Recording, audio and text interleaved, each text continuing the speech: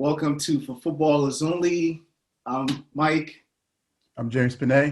Jason Gross. Jason Gross. Yes, Welcome on the show, Jace. Appreciate welcome, it. welcome. All right, Jace. Let's get right into it. Tell us about your football journey. How did it begin? So we're talking, I would say 91. No, maybe a little earlier than that. It was probably, maybe 90. Coach Keith Tucker, who was head coach of Howard at the time, had come into DC trying to start an inner city soccer league, and came to my elementary school. At the time, I was at Fort Lincoln, and I must have been kindergarten, first grade. And I remember this day vividly. We did a scrimmage, and the way that the gym was set up, there was a gym floor, but they had a balcony section. So there was a tall wall, and then there was a balcony section. So the entire school was there looking down on the field, on the court as we were playing.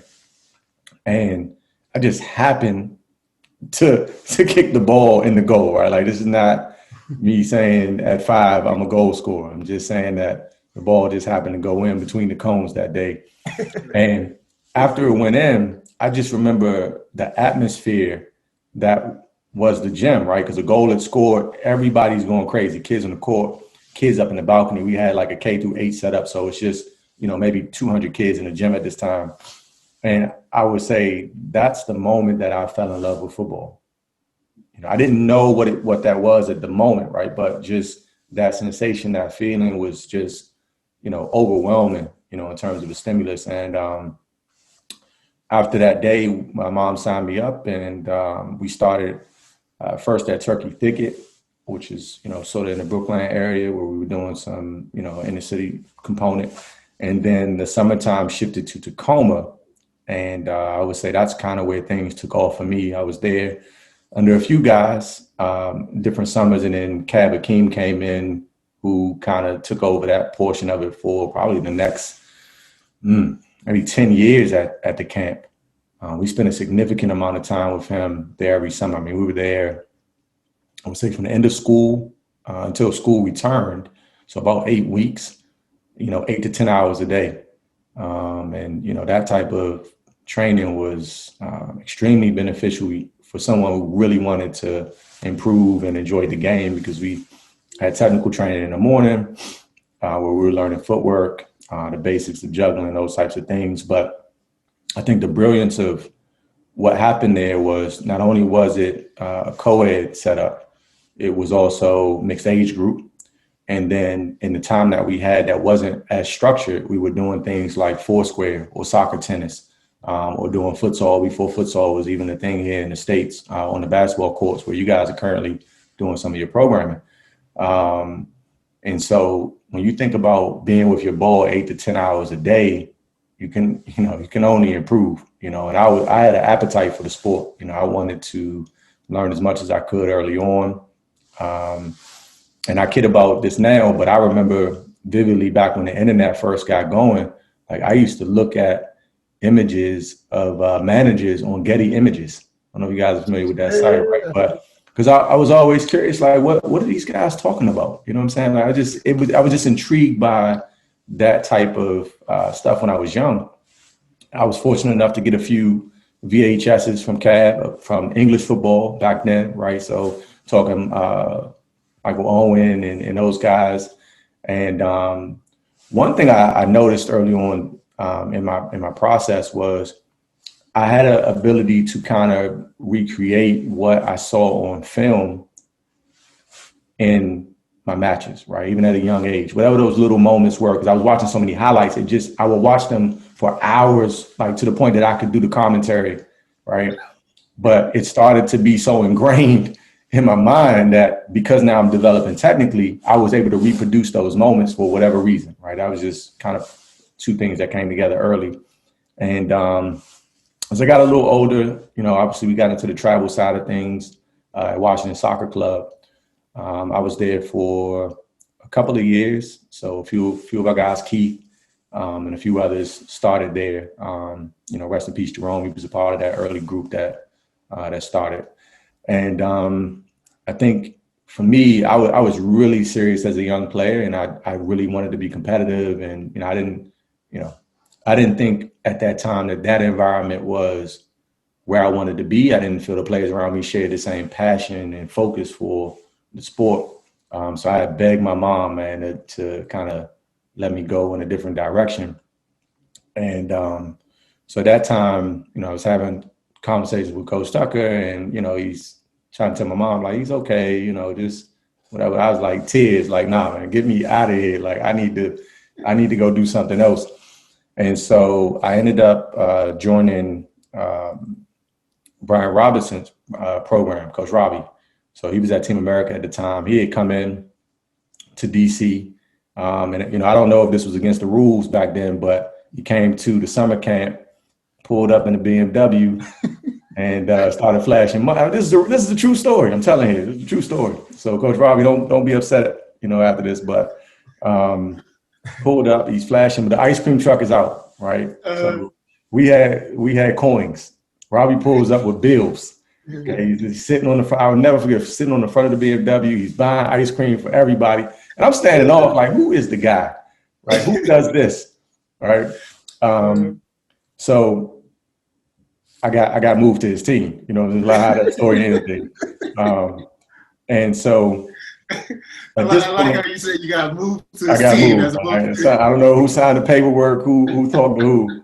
All I know is at the end of the summer, I received a bag in the mail, had 3 kits, 2 warm-ups, a few other items. And there might have been some cash in the bag. I can't remember at the time, but I got moved to Team America Vasco.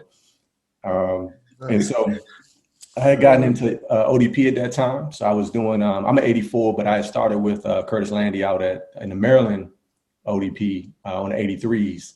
And so that was like kind of what I wanted to do, right? Like I got a taste of that life. We're traveling to, I think our first college stay was like Mount St. Mary's.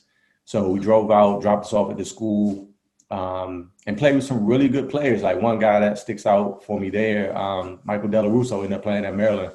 If he ever comes across this, my guy, you were a baller, much respect. But I saw a different level of the game being around players who were at that time on the state team. So now I'm doing ODP, and now I've moved to Robbie's group that fall. And then I got the situation happen. I was a DC resident, so I wasn't supposed to be in Maryland anyway. It was an administrator in DC who told my mom if I didn't move to Virginia's ODP team, there were going to be some conversations had.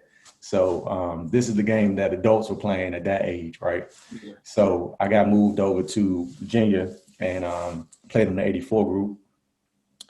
And at that time, things are just moving in the right direction. Went down and played my first tournament with Robbie's group in Richmond. I think whatever that early Richmond tournament was, and loved every minute of it. I mean, it must have been 150 people at that game in our first match. And I loved it. Like the intensity, the atmosphere was great.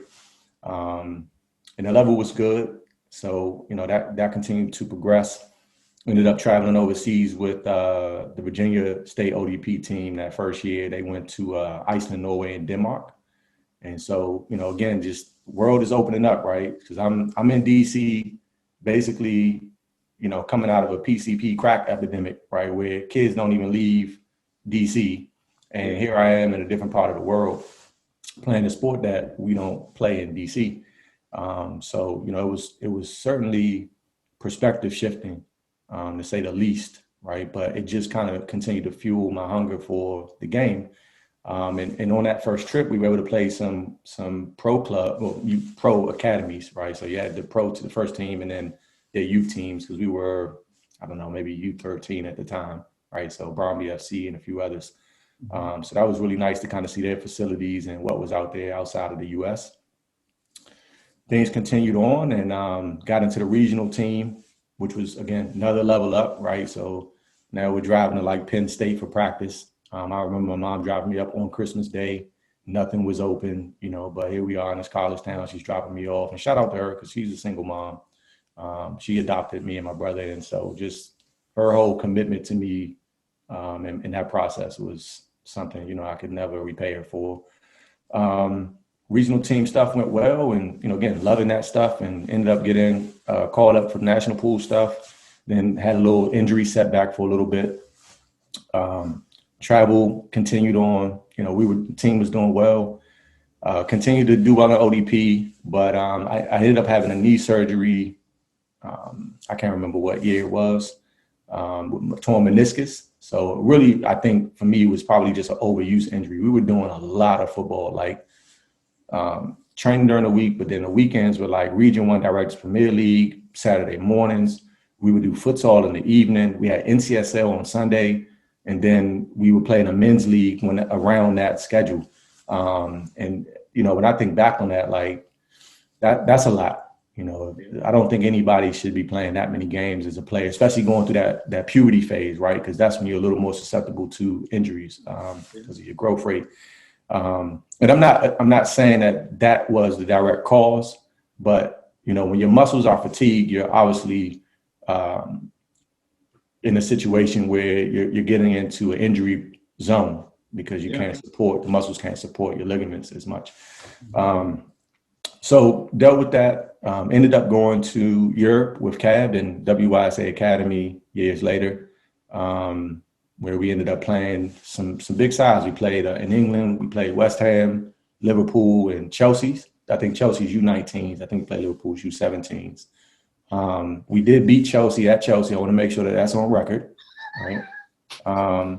Good side. They actually had their goalkeeper, I think, went on to play U23 national team. No, James, you do know you're talking to James. I'm a Chelsea fan as well, but James is next level Chelsea. So just disrespect. No disrespect, gentlemen. All right, it's okay. No. I mean, you look. This is a team of minorities, right? Going on English soil, right, and getting a result at their facility. Right, that was a big result because these guys are, on contract. So like, it's not a situation where you're playing the U11s. We're grown. And so that was big. We ended up playing Ajax and the Treffers Club was a sort of an amateur club over in Holland. So great trip. I mean, to see those facilities, see how they do things. I remember standing in the and coming out of the Ajax training room at their facility and seeing like the little ones lined up to go out for training, and they were all dressed in all the same stuff. And I was like, yo, like, why don't I live here? Like, this is where I should live. I'm in the wrong country. Like everything about that was what I wanted. And I can only imagine with my love for the game, being in that type of environment every day, what that, could have meant for me. You never know, but just saying that, that's where I certainly wanted to be, a far cry from DC. Did another trip with the regional team over to Spain and France. We played a tournament over in France, and we played Real Sociedad in Spain before we traveled over to France. Real Sociedad was serious. They must have had 99% possession that day. And I think that's at that age, like when you're 16, 17, and you're looking at another group of guys across from you and you're not touching the ball, and this is the best out of 15 states, you start to do some soul searching. Like what's happening here? What are they doing differently that, we were chasing? And it was a hot day in Spain. I'll tell you that much. So, good trips though, all good experiences. I almost didn't make that trip because I was coming off another surgery. So that was cool. We went out to Chula Vista to the Olympic Training Center to train because they were having a national camp out there. So that was a really, really nice experience. I had never been to those type of training centers before. And I mean, the facilities, the food, everything was like top level. So again, just kind of fueling that passion. Ended up going to Howard, obviously. Coach Tucker had been my guy, been my mentor, had been my advocate throughout this process. I went through some things as a player in ODP where coaches wanted to play me as a defender, for whatever reason. And he, had to go out and really have some serious conversations with people about who I am as a player and where I should be, which I thought was above and beyond the call of duty for anybody. But, both him and Cab were like dads to me growing up. I didn't have a dad in the household. So, I felt at that time it would have been disloyal to go to any other university, to be fair. You know, he had been a part of my process from the beginning. He started me playing, and obviously I had some friends who were attending as well. But I couldn't see myself anywhere else other than playing for him. I really wanted to bring a national championship home for him. You know, I was third. So ended up playing in college. It was cool. I had 2 surgeries in college. My freshman year, then my junior year, all meniscus. So non-contact stuff, but just, you know, didn't rehab well at school. I wouldn't say that at that time there was a lot of work being done around the rehab component, at least for our group at the university. And so you just kind of figure things out, try to get stronger, get back into things. Ended up going to the Info Sport Combine, which I don't know if they have it anymore. It used to happen down in Florida. And the coach who was overseeing my cohort was Amit Namazi, who I think worked with the U.S. National Futsal Group for some time. He was coaching or was taking over because it was the new franchise in the MISL. So they were the New Jersey Ironmen. So he picked me up from that combine to go out there. Went up to Jersey. It was nice. I was like, oh, this is the life. Like, you're getting paid to, you know, do what you love. You know what I'm saying? Ended up getting a back injury. This guy in training, I'm like stopping to like hit a full volley. Guy runs right into the back of me with his knee. I don't even know how you do that, but like I went to the ground, I'm grabbing the turf. I thought I was paralyzed, to be honest. Like I literally thought like this was it. But it was just a really bad like bruise, you know, in the lower back area. Didn't have any spinal damage, but it was significant. It took many months to heal from that. Then I had to make a decision, right? Like I had gotten healthy. I worked out at Crystal Palace a little bit, Crystal Palace USA, when they were in the USL group, and then with the Maryland group here out in Germantown. But I think some of the challenge was, you know, and this probably goes back to mentality and coming out of a very working class family, right? So what do? Do you continue to pursue sort of the pro game on the US side, right? Because getting to Europe at that time, at that age, is probably not going to happen because, one, you got to be playing in a national team for a certain amount of games to even receive a work permit, right? But then how many of us at that time were even kind of trending that way to be a part of European academies? You could go, you know, non-league and try to work your way up. But this is where it goes back to background, right? Here, if you're playing in, you know, USL, MISL, like, and you don't have a name for yourself, you're probably making very little money, right? You're probably staying in an apartment with 3-4 guys. Your paychecks are short. And I think I went through a period, especially after college, because we weren't as competitive as I wanted us to be, for sure, that I lost a little bit of my momentum for the sport. And then obviously as you get out and now you have like ultimate freedom to kind of do what you want to do, it's like, well, do I want to go play for $1,500 a month? You know, your apartment's paid for, but now you're also living with 3 other people. Mind you, I'm an introvert, right? So I don't really want to be around people anyway, but this is the circumstance, right? This is how you kind of get in. And then so your 3 knee surgeries in, just had a back injury, you know, what are you doing? You know, what are you doing? So I came back to school because I had left a year early to go pursue this, finish my degree, and just decided that it wasn't worth that at the time. You know, I regret it now, right? I wish that I would have pushed through and just continued on. But at the time, I think other interests got in the way, and, you know, you start making a little money and it's like, yeah, okay, well, I'm you know, I got a little apartment and, you know, bought a little car. I won't tell you what it was. It's irrelevant. But that kind of shifted. Hold on. Did you get the BMW that got you on the other team? Did purchase a BMW. Wasn't that BMW? It was a very unnecessary. But I guarantee you, it made a mark. That's probably why. Yeah. So I gotta blame Coach Robbie, right? He started the nonsense. Right, he started the nonsense, and this is typical, right? You're a young guy, you go buy something you shouldn't be buying. Like I bought a 745, bro. Like it wasn't. Wow. Like this is where I'm saying I needed to sit down for a minute and just write some stuff out because I wasn't thinking clearly at the time. I'm living in an apartment, mind you, right? It's not like I bought a home first and then when it caught that, I'm living in an apartment because I'm living the good life right now.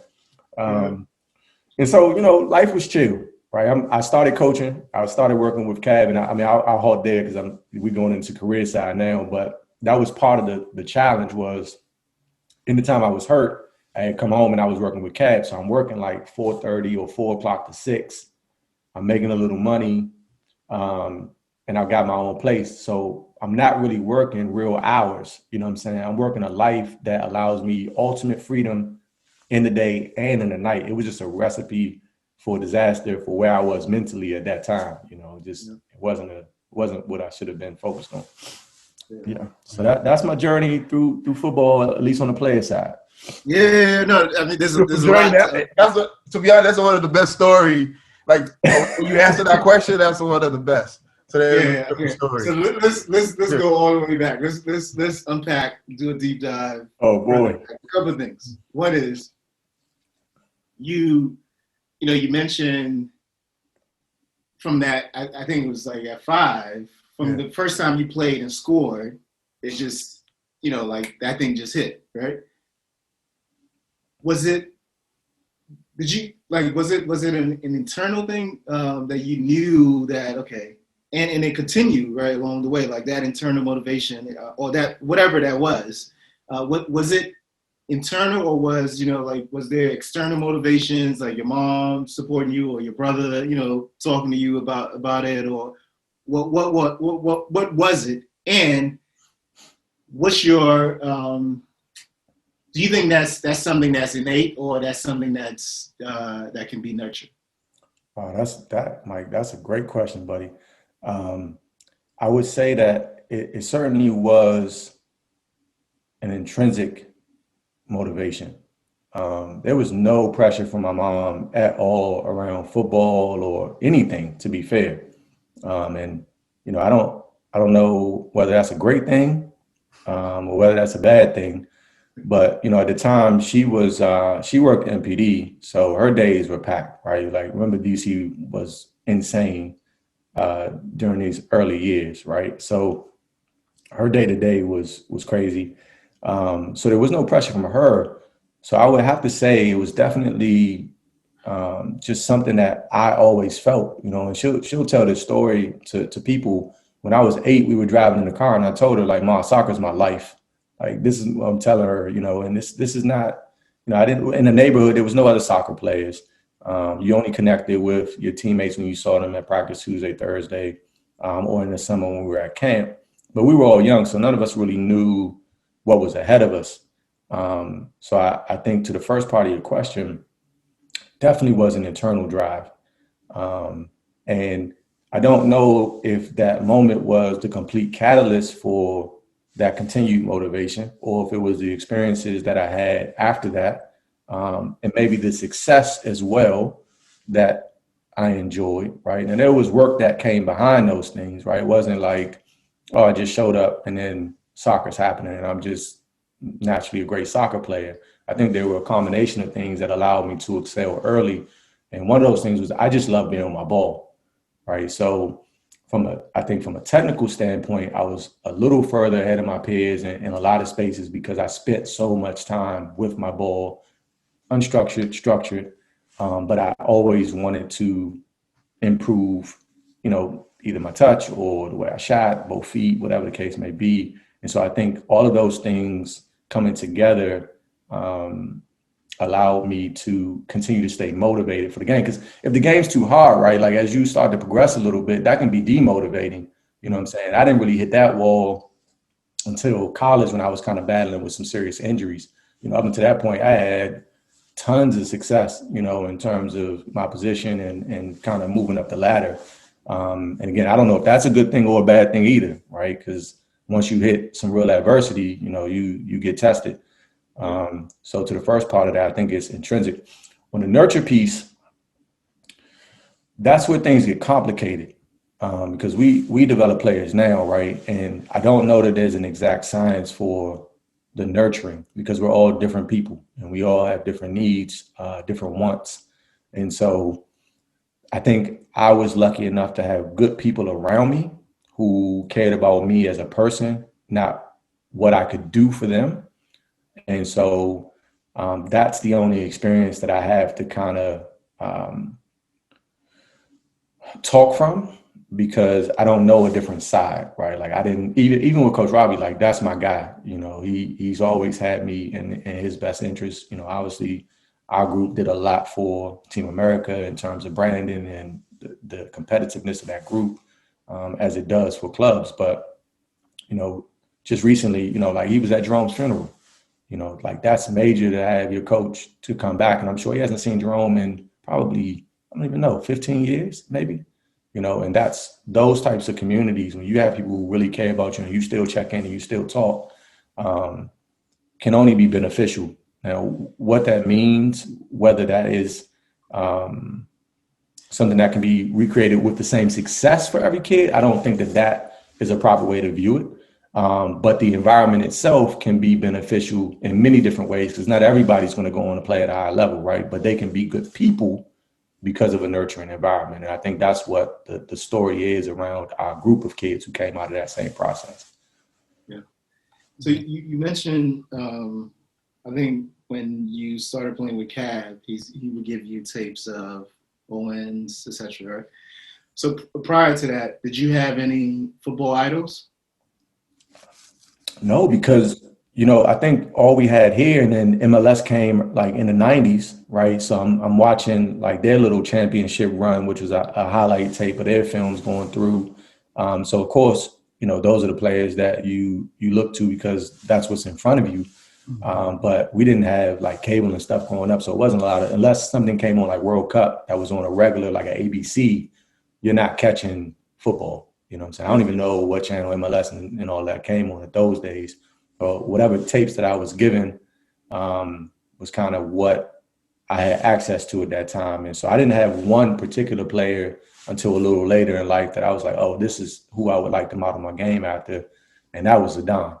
You know, everything else, other than that was kind of like, oh, I see how he did that there, right? So like if you had a striker who was cutting inside and curling in the corner, or someone was using footwork to get out of space, like those are the things that kind of stuck in my brain. And then Zidane was like exponentially better than everything I was saying in the English game, right? So it's like, oh, wow, like that's, you know, that's it. So he eventually is who I landed on as an idol, but a little later on in life. Yeah. Okay. So since you named Zidane, and you know, he I want to say he's in the top 3 of everyone we've interviewed here. He's also, I mean, you know, I'll just go ahead. I mean, everyone knows this, you know, but I'll say it anyway. My 2 favorite players of all time is him and Ronaldinho. So, you know, everyone knows this, and I've explained why. But since you named Zidane, we have this question on here, and and just to let you know, there are no right answers. No, and actually, no matter what you say, people are still going to get at you. Right? So it's just what it is, right? So the question is, who are your top 11 players of the time? Wow. and you know, as you're naming them, I'll like, you know, I'll go ahead, and it could be, you know, it could be. Some people do like, you know, the full field, so they start with from goalie all the way to striker. Some people do all striker. I mean, you know, like whatever it is, just is your list. That's all it is. And this is all the time, right? Yeah. Your favorites of all time, yeah. See, Mike and James, I like what you guys did, right? Because as an educator, when the teacher says, and there are no wrong answers here, guys, that means that we're setting you up for failure here. Top 11. That's tough. I would have to say I'm partial to the following. In goal, and this is not always ability, it's just some people just resonate differently with you, right, for different reasons. And I think I went through a phase where like I was high on certain players for the moments that I saw them in, not because I necessarily evaluated them versus, you know, everybody else in their position, if that makes sense, right? Yeah. So I think from a goalkeeper's perspective, and again, not necessarily saying that this player was world class, but Tim Howard for me, because the resolve to go where you went, do what you did as a Black American, for me, trumps those who may have been afforded those opportunities and had a much easier route to that space, right? I can name a list of goalkeepers who I think may be better than him as a goalkeeper, but I cannot leave out that his name in that conversation because he achieved something amazing. And very few of us been able to do that. So I'll go with Tim to start. At the back, I would have to say Beckenbauer, just because it was one of the first players that I was able to see, right? And I want to preface this. Growing up, I had limited footage, right? Limited football watching going on in my life. So, but to see Beckenbauer connect out of the back, to see him attack in a way that wasn't normal and still isn't normal for center backs to do, right? I thought was very intriguing to me. It's a lot of risk, but that risk obviously, was with great reward. I may just have to go at 3 at the back here. I'm not a defender, so I'm not getting ready to play the defensive game. I would say that probably Roberto Carlos as an outside back was revolutionary and did some things that brought moved the game forward in a progressive way for defenders. So I gotta shout him out. Then I probably have to say Cafu. You know what I'm saying? I don't know how you leave that name out of the conversation, so I'm gonna just throw him in there. If you don't know who Cafu is, just Google that. Midfielders, we gotta go with Zidane. I already spoke on it. That's my idol. And I think what it is with him is, he's a general. People talk about midfield generals. He's a general. He's a player who dictates play. And it's the way that I would like to coach all of my young players to be, where they can dictate the game. No matter where they are on the field, they have that presence and thought and creativity. So I have to go Zidane. Gets tough in the midfield here. Ronaldinho's got to be a part of that list. You can't. How do you leave him out of that?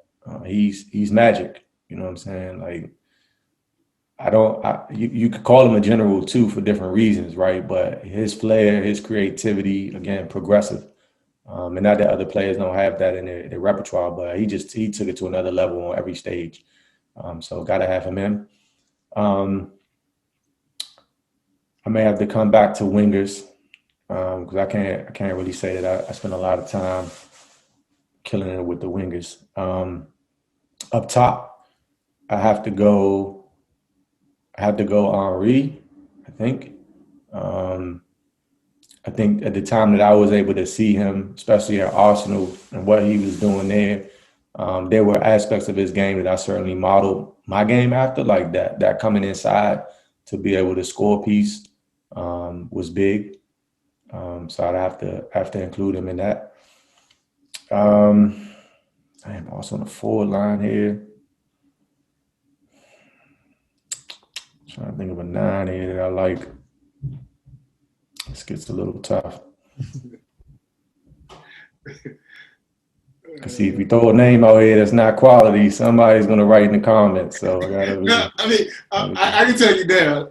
Like it really doesn't matter. Like people are still gonna get at you. Like even your list right now, people are gonna get at you. I can tell you. And that's okay. I'm open to dialogue because these are opinions. You know what I'm saying? Yeah. You gotta have Ronaldo in that conversation. Which one? Ronaldo from Brazil. Okay. Yeah, he's everything. And then I'm going Messi to round out my 3 up top. Two more. 2 more. They got to play on the wing. They got to be a 7 and 11. Anyway. Doesn't matter. Okay, great. That helps. Another goalie if you want. Oh, okay. I'm gonna throw Neymar in the conversation just because, again, it's just a player who's influenced the game in a different way. So I got one more pick. And Henri, you getting close to getting cut off this list, brother.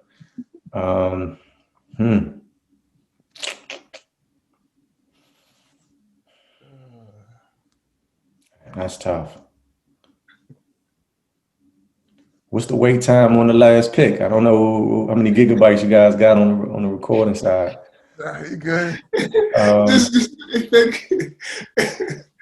Oh man, I mean, I'm trying to think of another player who heavily influenced me in watching him play here.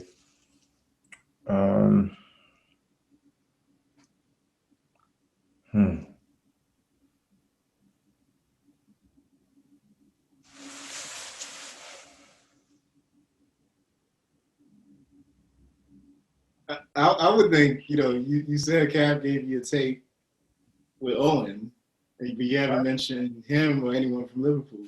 I wouldn't put him at the same level as the three that I mentioned up top for sure. You know what I'm saying? He did what he did at his time, but I wouldn't, those guys are a bit on a different tier for me. No disrespect, I might go on.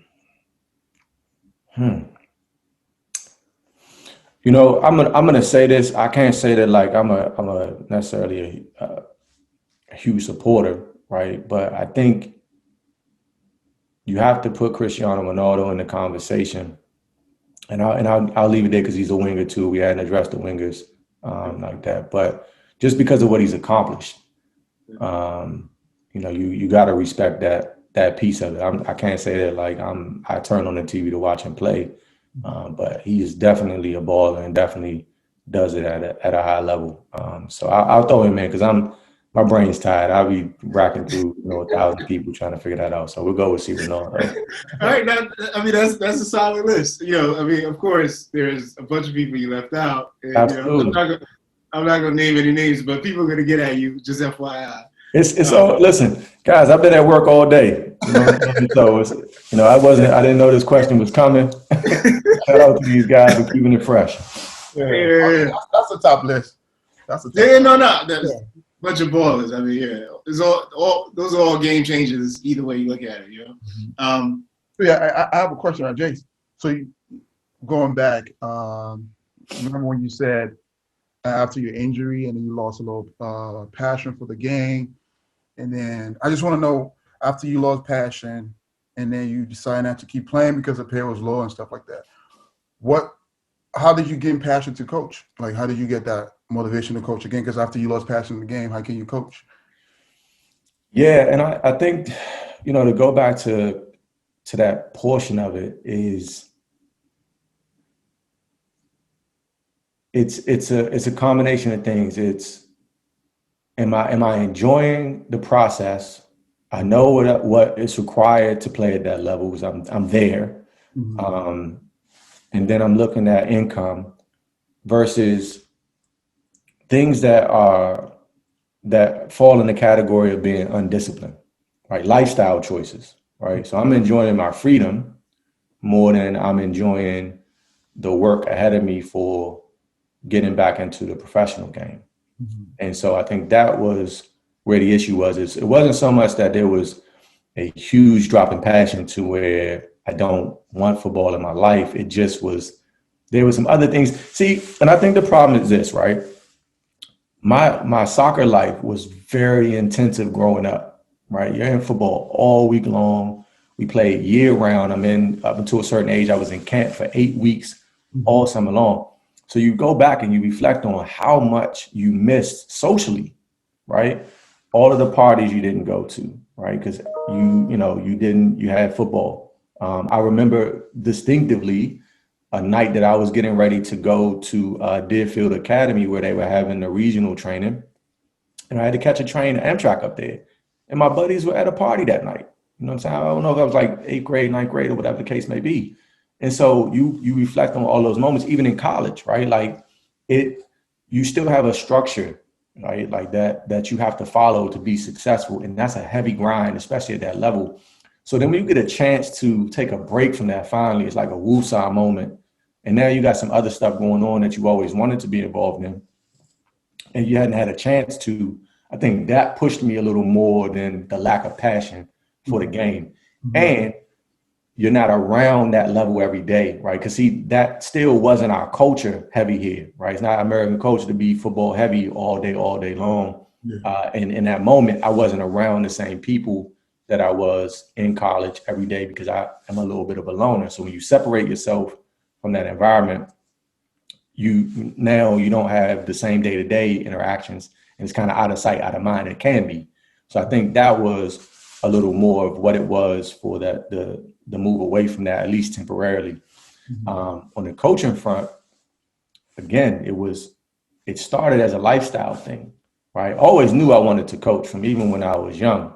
So having an opportunity now to work with Cab early on, I enjoyed what we were doing. I was observing him. I was more of an apprentice at that point. I was his assistant, watching the process. But I've got a ton of free time. So this is a great life. I'm still involved with football, right? Team is, going through the process I went through early on. And I still have the rest of my day to myself, which I thought was brilliant. So that's what started the coaching piece.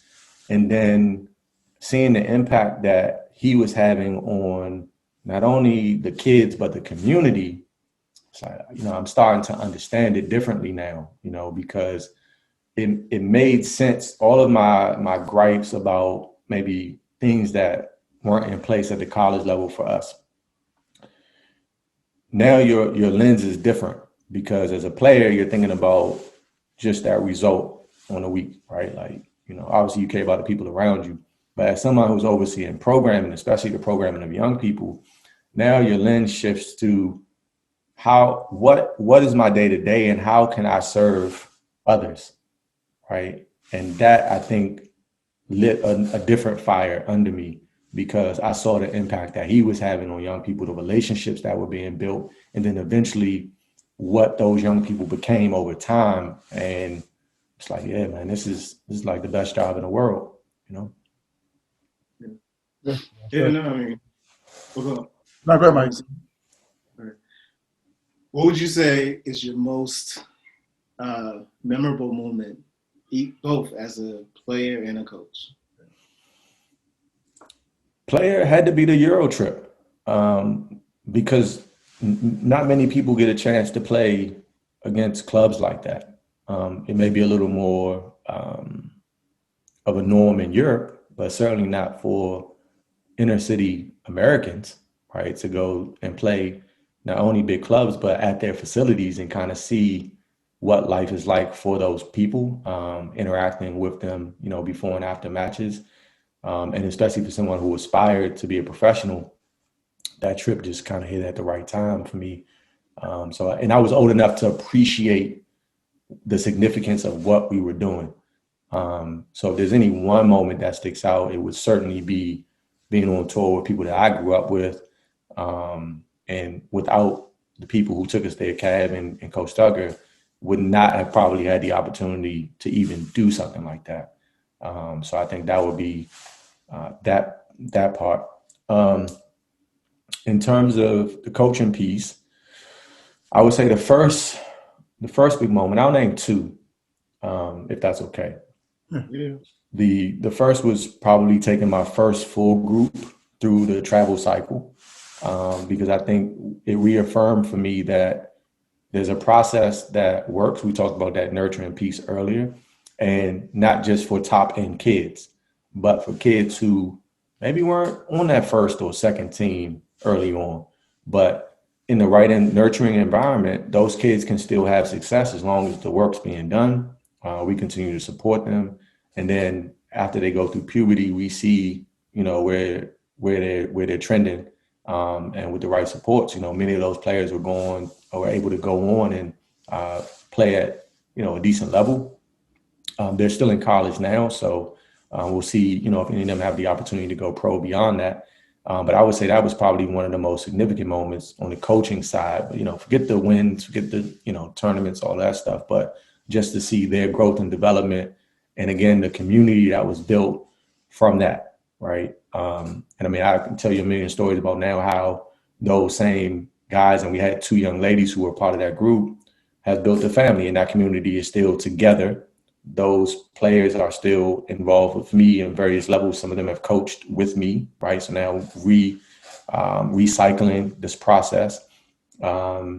And there is now a mentorship and relationship that will exist forever as a result of that process that started many years ago.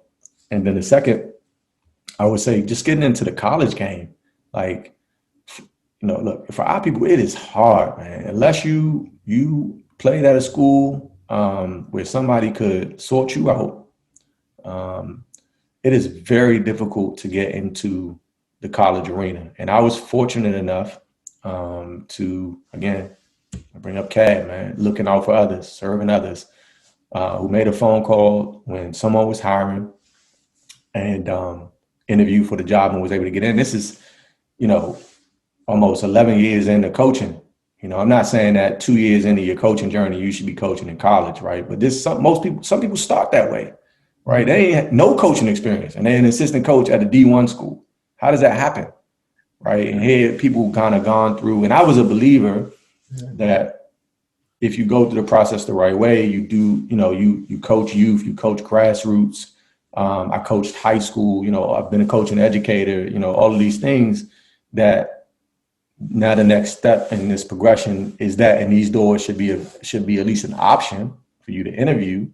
Right. But the reality was those doors were shut with a steel trap on the back, and what I started to understand is that it's really a networking issue. Either you're in a network or you're not in a network. And that's what it is. I would say that it's not so much your acumen more than it is just kind of who who can put you in a position to go in that door. True. It doesn't mean that if you start, without a lot of coaching experience that you can't be successful. A lot of people learn on the job, and kudos to those coaches.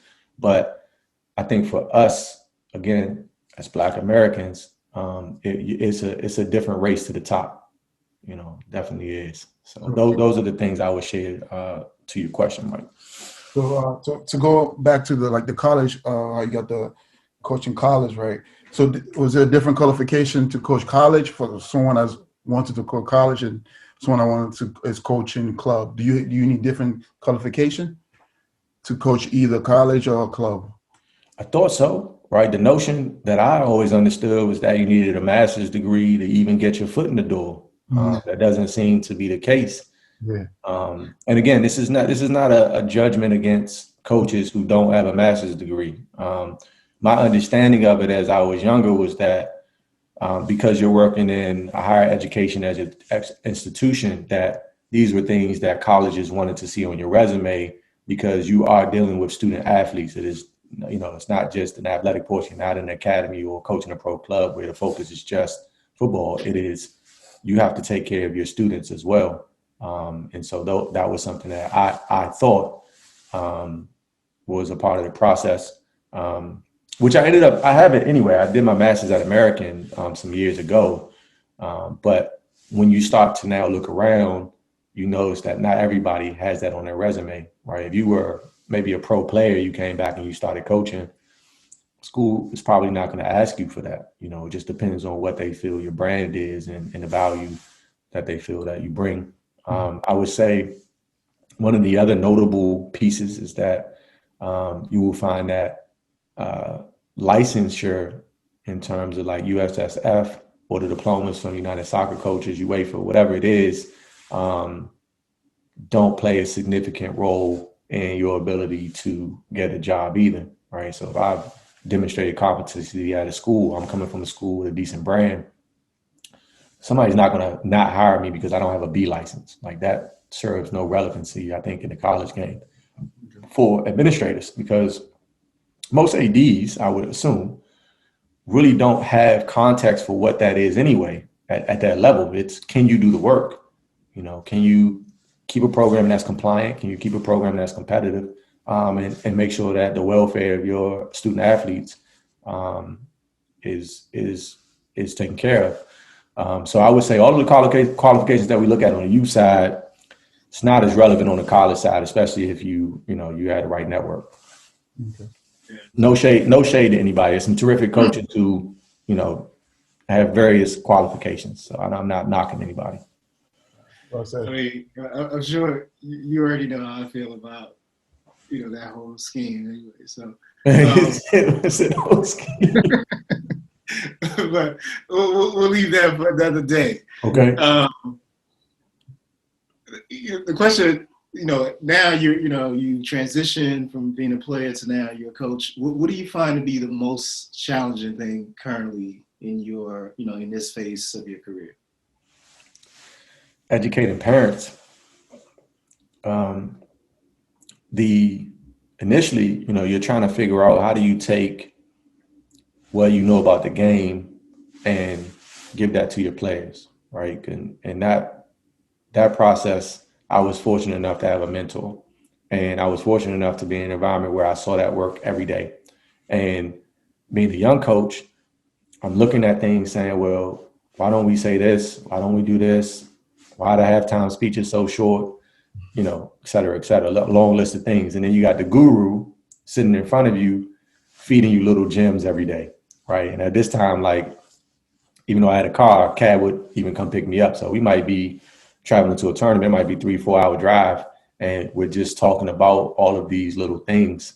And so I was fortunate enough to observe and learn before I had to take on the full responsibility of that work. So that part of it, had I not had that situation, my trajectory as a coach probably would be a little different, because I could imagine myself being intense, trying to give a player at U9 every tactical situation that I know in my brain, all of these things. But, I was fortunate enough to be in a long-term player development program that was also player-centric. And so my scope was different once I got into the actual work of it. What I also had a chance to observe was the managing of people. And that work is still very daunting. I think getting a player from point A to point B, for me, is not the difficult part. We can develop a player. But the way that youth soccer has evolved in this country, in the for-profit nature of it, has made it very difficult to have conversations with parents who see things without context, and then the structure that's around youth soccer has changed so much that it's difficult for them to really understand which is the best pathway, right? And when you're developing players, and you are not focused on cutting that player who, may not have given you the best results this season, right? Maybe they're your bottom player on your team. Keeping that player, playing that player equally in minutes is going to have an effect on team results. Team results are going to have an effect on the parent lens. And so I think what you have to do, and what I've learned, is that you just got to stand firm on your principles, because no matter what you do, if people support the work, they're going to support the work. And you can't pander to parents who, one, never done the work, and then number two, are learning about this as they go along. If those who want to chase, you got to let them go, because your program is better for with the players and families who share the same love for the development side of things over a team-centric focus in the long run. So I think that would probably be the toughest thing right now is just continuing to try to get parents to understand and see through the fog of youth soccer that, in this country. Yeah. Yeah. So, this is, the question I really have is, what we're getting at is parent development, right? So, a lot of times we talk about, I think there's been a huge shift to focus on more youth development. There are more coaches, but there's still, I think what you bring it up is there's still this gap in parent development here, right? Which is not something you would have to deal with, like back home, or if you're in Europe or Brazil or, Jamaica, whatever it is. the parents, like everyone knows the game, like, and the parents' involvement in the game is completely different than what it is here. Right. So, from you, what do you like? What is your approach as it pertains to parent development?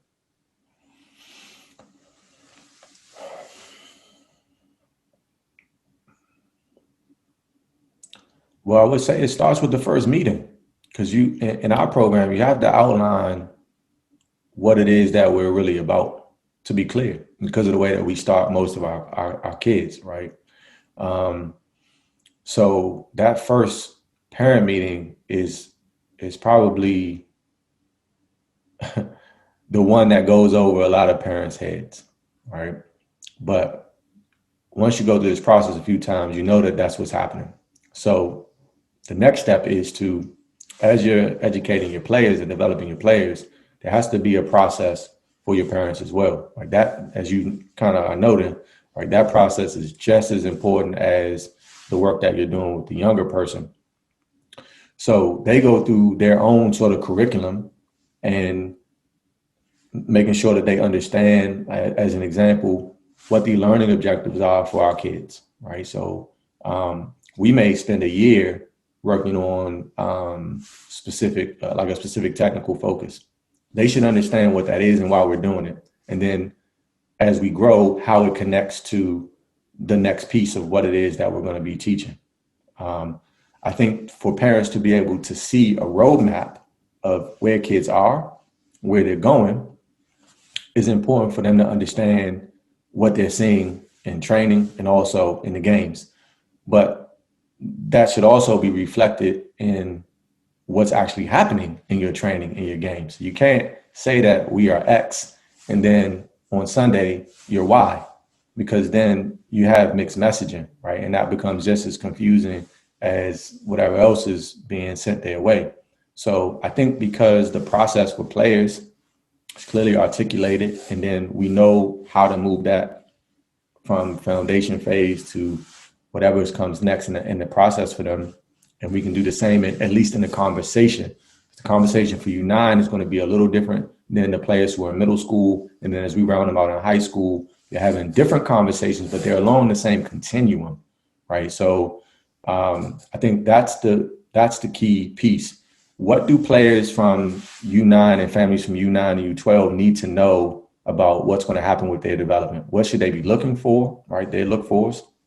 What are some things that are going to be happening that we know from experience are going to take place during this time period?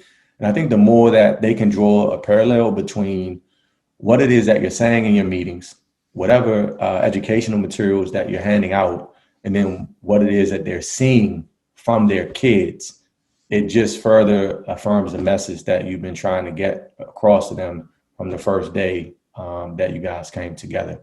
So, we have a player progression. We also have a parent progression. And those things are, I would say, very clearly defined on, where we go. No.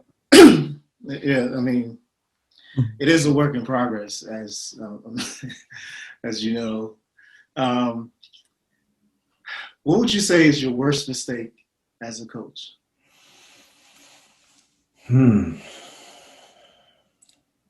Worst mistake as a coach. Man, it's many. I got many, brother. I don't know. You pinpointed the one. You certainly make mistakes all the time. Biggest, I'll pinpoint a moment early on, right? With the group I was speaking about previously. So here you are, your head coach. You got a group, and on the day, I didn't feel that one of my players was giving their best effort. And my tone with that player on that day was unacceptable. All right, it wasn't that I was using profanity or, anything like that. But what I failed to do in that moment was really understand who that player was as a person, right? As a person. And because of that, I let my adult expectations for a youth soccer match interfere with my communication with that player, right? And you have to, you have to go back and reflect on those moments to grow. And I wish that I handled that situation differently. It wasn't something that turned into, a blow up, right? Or something that we had to discuss with the family. It was something that I knew that took place during our halftime talk, where I'm having a conversation that didn't need to be had with him. Just my tone. I was just, your voice is loud. You're talking to a player who's, I don't know, the U13, U14, whatever the case may have been at that time. And what killed me, and this is what triggered it for me when I realized I'm out of place. His defense mechanism for me trying to get him to be a bit more intense, or work a little harder in a match, was he smiled. Right? He wasn't smiling because he thought what I was saying was funny. That was his way of coping in that moment. Right. But it wasn't until I sat after the game and I was thinking about like what I was saying to him, and more so how I said it. It wasn't the direction. It was just, your voice is raised and he's a child. Right. And then to remember back why he was smiling. And it just said to me, like, you in those moments cannot let your emotions, and especially at this level, get the best of you. Really, at any level, you shouldn't, right? Because we're talking about human beings. But more specifically at the youth level, that's not appropriate. He didn't warrant that, and there was a much better way to handle that situation. So that was a real growth moment for me, having gone through that with him. And relationship, I think, was much better after that, because I realized that doesn't motivate him. And for some kids it might, what I'm saying? That doesn't mean to make it right, but I'm just saying that wasn't the way to motivate him. And we found a much better way to get more out of him because of that mistake that I made. Yeah. And to piggyback on that, right, Jay? So as a coach, what's your coaching philosophy?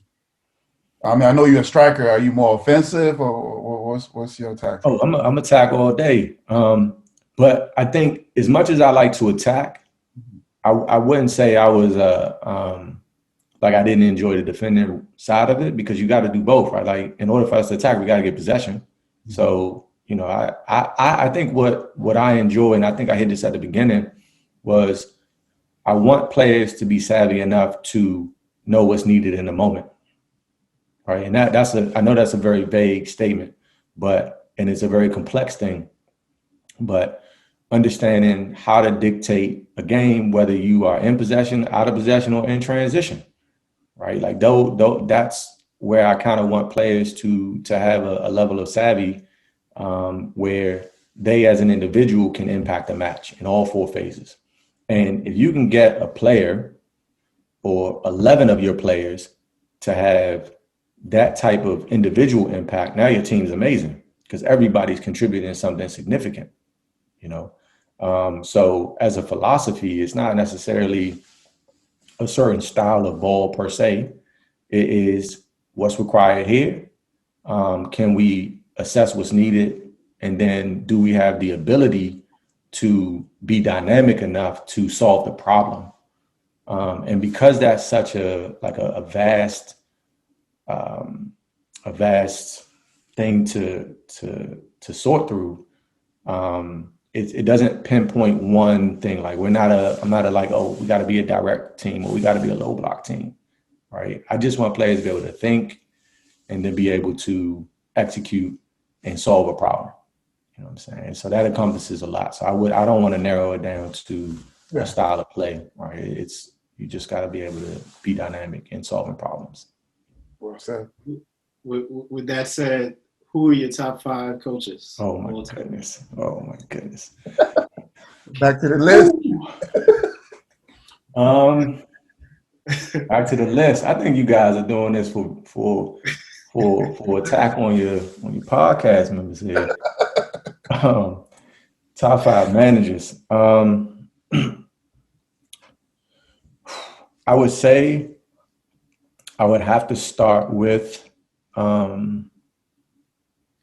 Guardiola for me, because I appreciate his progression in football.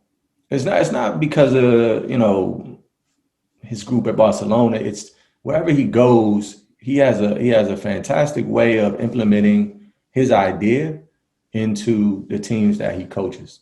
And he can get a group of players to be flexible within systems. And, it can appear very rigid at times. I can't say I'm always a fan of the football, but I'm a fan of his ability to stand on the type of football that he wants to play and be able to implement his ideas and give his players a clear picture of what it is that he wants them to do. And then sometimes that football is very attractive, but as we know, you got to have the players to play the type of football that you want to play. And so sometimes those can be limiting factors for any coach.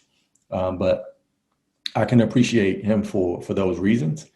I will say not so much from a football perspective, but I appreciate Mourinho in the same way. If you sit down and really listen to Mourinho speak in his interviews, and his breadth of knowledge is deep. Right? I can't speak to his man management. Can't speak to, the nature of the football that they play. He'll explain that much better than me. But you have to respect a coach who is very clear about their work, and Mourinho is certainly that. He's very well spoken on football, very knowledgeable about what he does. And I think he understands what that work is, regardless of how we feel about the way his football may look from time to time. So Mourinho is definitely in that top five. I'm not going to pretend to go back into the 60s and 70s. I wasn't watching football back then, so I have no idea who those guys are. And you can eat that up in the comments all you want, whatever. I will say I'm going to stick with some very modern managers. I think for me, I like Basia for the same reasons that I like Guardiola. What he does to bring the most out of his players, right? Because you look at Leeds, and prior to him coming in, how many Leeds players could you really name unless you really watch football like that? And even if you do, you're probably not watching Leeds often enough to really name an 11. I challenge anybody to tell me their 11 from last year. Name one match. You don't know. You don't know. So for him to come in and have them playing the way they play, I love it. You know what I'm saying? And he takes a lot of shit, right? Because it's sometimes you take L's when you take risks. You know what I'm saying? But he's committed to his process, and you got to respect that. He's not at a side where they're going to spend $1 billion on players. So he's got to make it work for what he has, and I respect that. 4 had to be Nagelsmann, right? Like what he's done at Red Bull, like, come on, man. This is another example of somebody who is extremely progressive in his thinking, but has done it with under the radar players. So you have to take into account the players that he's had to groom and what he's built there. So, for me, top manager always, for his ability to do what he's done. And 5, I may go back a little bit here. I think I'll go not because I necessarily care about this manager per se, but I have to go with Fergie because I think his overall impact in the game has been super significant, and what he did with Manchester United during his tenure. So I have to add him to that list. I can't say that I'm, hardcore Alex Ferguson fan, but I do remember watching his teams playing a very progressive attacking style at a time where English football was very, very direct for most teams. His ability to also know how to put those puzzle pieces together and then motivate his players in a way that a lot of coaches cannot. And everybody will have their issues with him as well, but I would say those are probably my 5. So. All right, that's a tough list, but based on that list and what you said why you picked some of those guys, I'm surprised that you didn't have 2 other guys on there. One, I mean, just with what you said about Ferguson, you didn't have Arsene Wenger on there, right? I would think that's like based on what you said. And then the guy that I could have sworn you were going to say, you know who it is, right? You're going to say Zidane. Yeah. So here's my issue with Zidane, right? Here's my issue with Zidane. And so, yeah, Austin's up there, right? But you gave me 5 slots. I could put Fergie and Austin in the same 5. They could tie for 5, right? So I'm with you on that, right? I think my issue with Zidane is like, bro, you started at the top. You know what I'm saying? Not that Guardiola didn't, right? Not that he didn't, but you started at the top. You cannot not win with Real Madrid, and you had Ronaldo. So you cannot not win.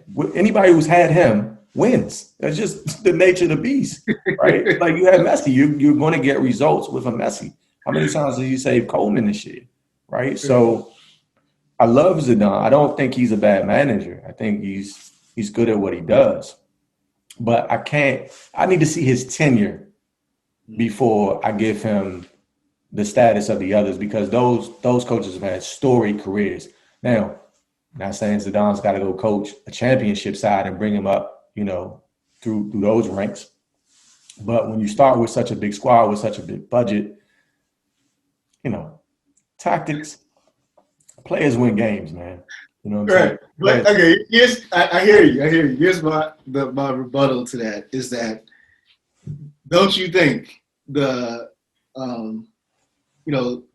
like you said, players win games, but based on Madrid, for instance, right? The type of personalities that you have on that team. You have Ronaldo. I mean, so like the management of just that, right? Being able to, manage those and get those in check and get, like, a lot of times when you look at the Madrid bench, everybody on there is an all-star, like on the bench, right? Everybody on the bench is an all-star. So like getting those guys comfortable enough to say, I don't mind coming in and play 20 minutes or whatever it is. So with that, which is something Pep also has, a great ability to do that as well. Yeah. So, I understand exactly what you're saying, but I think that is a is a special touch. Do you know what I mean? Like where you can get the like an all-star team and have all-stars waiting on the bench, and you're also bringing in because what Zidane has done is like sometimes he brings in like you got some younger guys in and kind of filling the way where there's some superstars still on the bench. Like so that's where I give him. A lot of credit, because I think that's not an easy thing to do when you're dealing with top of the line. I mean, all of them are superstars. Like they can go anywhere. But yeah, it's some of the hardest work, Mike. I agree 100%. I think he hasn't coached long enough for me, and being only my only real evaluation of him is as one of the biggest clubs in the world. So I would want to see him somewhere else in a different environment. He's going to be well respected. That's his home, right? He did numbers at Real. So, you come in with a different level of respect anyway, right? Just because you're a legend. So he gets a little more of a pass probably than most would anyway, because I think he's probably relatable, and there's an admiration for him beyond just that, right? That other coaches who maybe didn't do what he does would get. So I'll give him some time. Not saying he's not a good manager, but we'll see how his career goes. This is what I've said. I said all he needs to do now. There's 2 things he needs to do. One is he needs to coach the French team that wins the World Cup. That would literally, I think that would solidify him as the number 1 football, just anything. You know what I mean? Because he, like, at that point, he's done anything possible, imaginable. And then, like he can, after he's done that, then he can decide to retire and just be FIFA's president and just, push the game, like in a whole nother light. And then he becomes, he's the one, like. I agree. 100%, buddy. I'm with you on that. Yeah. All right. Here's a question. Is there something that you do differently than, other coaches? Something you do differently than other coaches. Yeah, I'm sure there's a lot of things. I would say probably one of the more unique aspects of our program is that when we get young players, um, and regardless of, well, I wouldn't say regardless of when they start, but I would say before they go into 9v9, if they're entering our program and they are not players who have 1v1 ability, then we spend a significant time, a part of time in our program, um, doing dribble only in training and in matches, right? So meaning when we show up to game day, 7v7, when you pick up the ball, you don't have an option to pass. Got to beat everybody else, see if you can finish. And that's for every player on the team. That's unique. It's not something that I came up with. Again, this was something that I watched my mentor implement. And I saw the benefits of it for especially players who aren't your top end, who have to be able to solve 1v1 because they don't have the physical ability to solve 1v1. And it's something that I found to be extremely beneficial in the development of players. It brings out the personality. It reduces the fear factor. And beyond improving the creativity and giving them a license to play the game as they see fit, the next step in that process is really just to get them to be able to relax under pressure so that we can play the team game. You know, you have a player receiving and they're so concerned with the first defender that they can't pick their head up, right? Or they can't solve that problem when they're isolated, then it breaks down the play. So we found that by starting kids in a situation where they're forced to take on a defender or two defenders or three defenders, that repetition of try and fail, and then sometimes success. We've had goalkeepers take the ball and dribble the entire field and score goals, right? It's not the end goal of 11v11 football, but what it does over time is now those players have no fear. And they've spent a significant amount of time solving problems with the ball at their feet by using whatever footwork that they see fit for those situations. It goes back to what we were talking about when we said we want players to be able to solve problems. Well, that's a hell of a solution in the first part of their development. Yeah. Nice. So Jason, question. So if you're not coaching or anything soccer-wise, what are you doing to keep you busy? What else? What habit do you have? Brother, when I'm done with my day, I want to grab some jerk chicken and oxtail. I want to come home, either watch like a good documentary, a good movie, obviously spend some time with my family currently,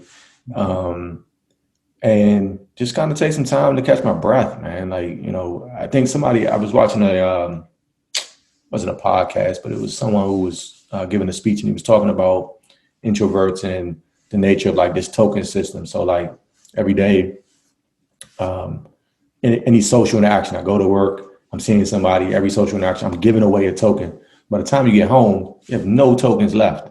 And the only way to recharge is to kind of be alone to get yourself ready for the next day. So I'm very happy just being in my home, away from the day to day, and just having a good plate of food and watching football, whatever it is, but just ISO, you know, and I'm good to go. Yeah, I'm simple, man. I'm not like a club guy. You know, I get trash from my friends all the time, but I'm really humble and to the home. And I have one more question. So as a coach and as a player, you play. So if a young kid right now is trying to pursue this soccer career, whatever advice do you have for that young person? Or any advice? Wow, you mean in America? Yeah, Anywhere? football. Yeah, they're trying to pursue this football career, trying to play on a higher level. Yeah, I mean that's complicated, James, because it's the avenue to being a professional footballer can just take so many different paths. And you know, I was just having this conversation with a group of parents tonight about the amount of factors that need to line up for you to even be in that conversation. And I don't know that all players get there the same way, right? Like if there was a blueprint for it, somebody would have solved it by now, you know, to say any player, if you just follow this path, this is how you go from point A to point B. I think it's important for players to certainly be in a good environment, but that's not up to them, right? Because how would they know what that is? So I think that's the first barrier to entry, is that they gotta, you know, parents have to do their homework before they start putting kids into programs, and kind of see and ask tough questions, right? Ask questions about what kids are learning, what maybe has come before. Not all programs have had kids that have gone through that full process, but it doesn't mean that those coaches aren't capable of moving them in that direction or putting them into, you know, higher levels of play. But those questions should be asked along the way, because that's the parent support component. I think kids certainly need to spend a significant amount of time with their ball, but soccer probably shouldn't be their only sport. I know I played multiple sports growing up. Even in high school, I played basketball and baseball, and it didn't, you know, affect my ability to play soccer. So I would say specializing early doesn't necessarily guarantee you, you know, a professional contract. But there are some foundational years and some foundational things that need to be in place. So you have to spend some significant investment in your game. And I think that they also need to kind of build out a roadmap for what they want to accomplish and where they want to accomplish those things.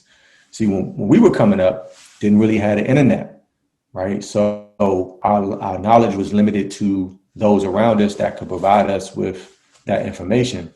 With the amount of resources available now, you can kind of chart a course. You can go take a trip if you have the financial resources, and maybe go to an environment that's outside the US and see where you fit into those things to get identified. Or now everybody has film. Everybody's kid is going viral on IG, right? So I hate to say it this way, but you, at some point, you got to market yourself, because you're waiting for somebody else to do something for you. It's probably not going to happen.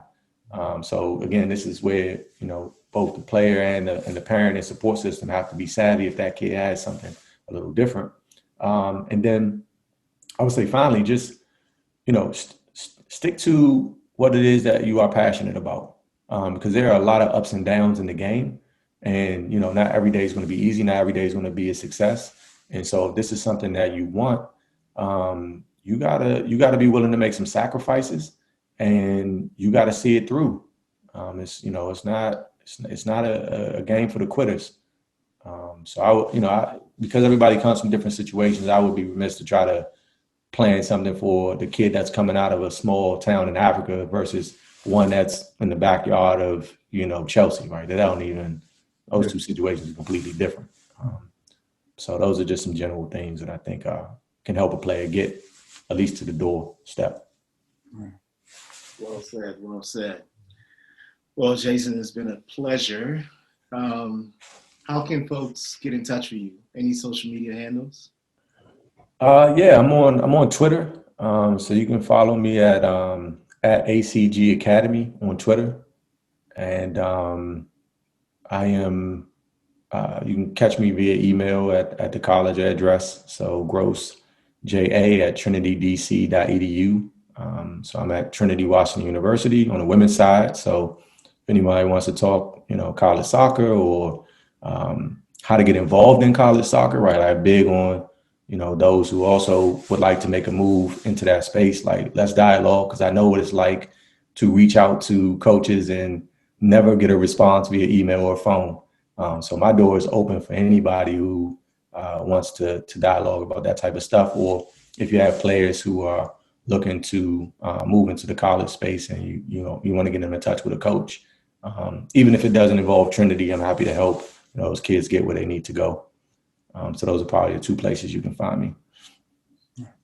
Thank you. Thank you. Yes, yes. And if if you're listening, for whatever reason you miss what Jason said, you can reach out to us and we will get you in touch with Jason as well. Yeah, absolutely. James, Mike, man, thank you so much. This was more than I expected in terms of the conversation, man. There's some excellent questions tonight. I need one of those shirts. So please shoot me a text. Second person. Those are very tough. Very tough. Yeah. Facts. Thank Yeah. We're working on some things, Jason. I mean, this is just the early stages. You see what's coming. We're working. I like it. Let's keep the convo going, man. I appreciate you guys. This was fun. Thank you. Appreciate it. Thanks for coming on.